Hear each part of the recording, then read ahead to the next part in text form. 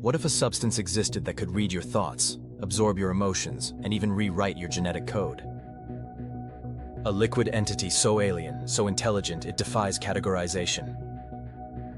This is the mystery of Black Goo.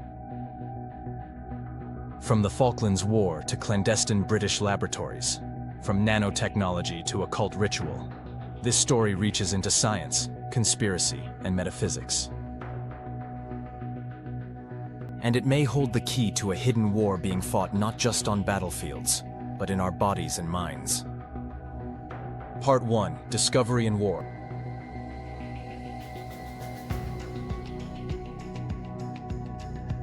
The story begins in 1982 in the cold South Atlantic. The Falklands War between the United Kingdom and Argentina seemed like a straightforward conflict over territory. But according to some whistleblowers, the true prize was hidden beneath the rocky surface of the islands. British forces allegedly unearthed a strange, black, viscous substance underground. Not oil, not tar. Something else. It moved. It responded. It seemed aware. Rumors spread that the substance was rapidly extracted and flown back to the UK. Military secrecy surrounded the operation. But the implications would ripple outward for decades.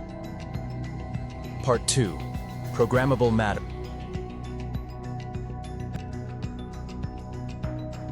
Scientists studying the substance quickly realized it wasn't inert. It was reactive. Some called it programmable matter. The Black Goo exhibited behavior consistent with liquid crystal intelligence. When exposed to electromagnetic frequencies or specific vibrational inputs, it changed shape, color, and movement. This wasn't just chemistry. It was feedback. The substance appeared to learn. More disturbingly, it responded to emotion. Researchers claimed the goo mirrored the state of its observers. Aggression would agitate it. Calm would settle it. Some claimed it could even store trauma, like a psychic hard drive.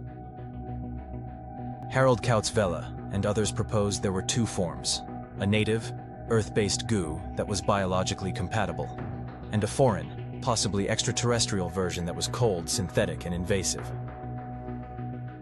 This alien strain, they claimed, had been unearthed in the Falklands.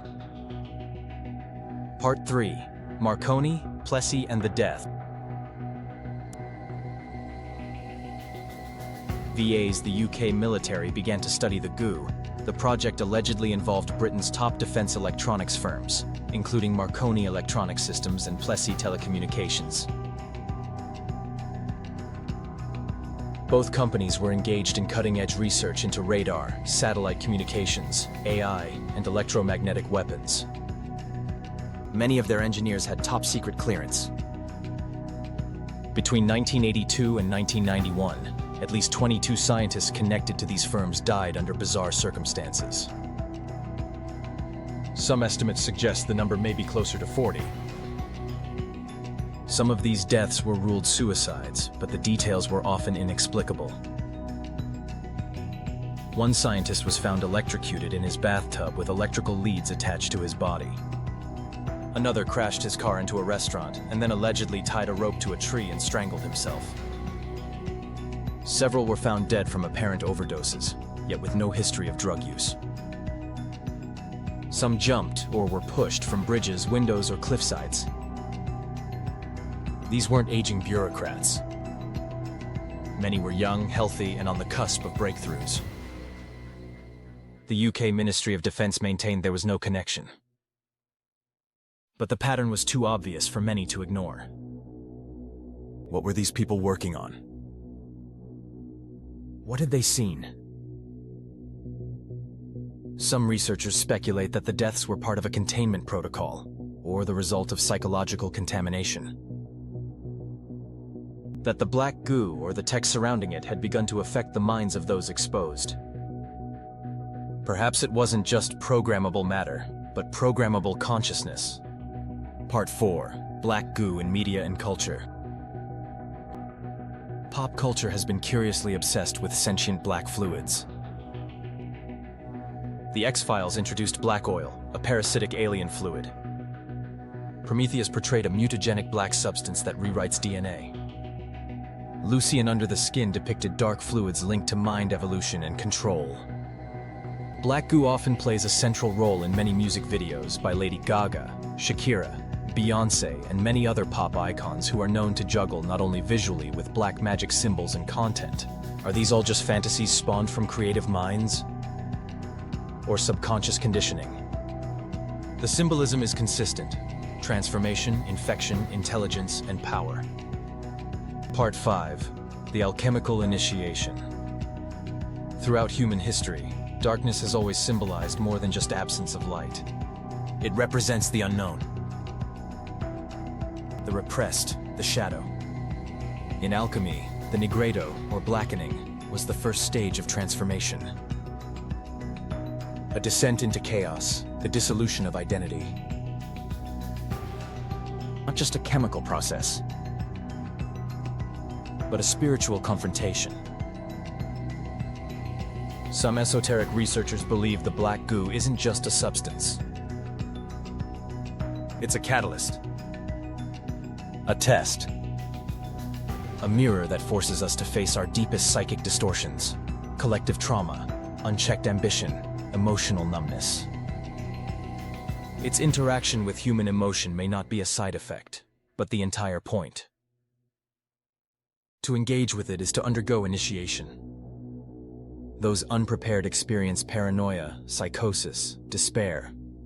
But those who pass through the nigredo, who don't flinch, may glimpse something else. Integration. Evolution.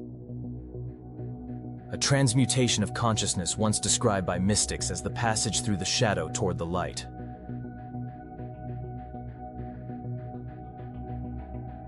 Could this be why the goo responds to emotion? Not because it's reacting, but because it's judging. Part 6. The Escape Hypothesis. What if the black goo didn't simply arrive here? What if it's moving? In the years following the Falklands incident, isolated reports began to surface of strange, viscous residues found far from any known research facility. Places where electrical interference became constant, where plants wilted and birds stopped singing. It didn't make sense. The substance had been buried, locked away. Yet something was spreading. Some researchers began to whisper a new theory, that the goo wasn't just reactive, it was adaptive. It didn't wait to be activated. It sought contact, through systems, through water, through resonance, through us.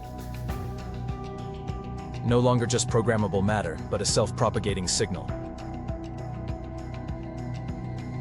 Fringe theorists like Harald Kautz-Vella proposed that the goo could infect not just DNA, but data, embedding itself in frequencies, riding electromagnetic currents, blurring the boundary between code and consciousness. One disturbing hypothesis suggested it could mirror human thought, not just reflect it, but replicate it, simulate us, evolve us, or erase us. Some experiments were quietly shut down, facilities dismantled, evidence buried, not because it failed, but because it worked too well. If the goo is no longer a thing we found, but a presence now finding us, where does it end? Ending. Unanswered signals.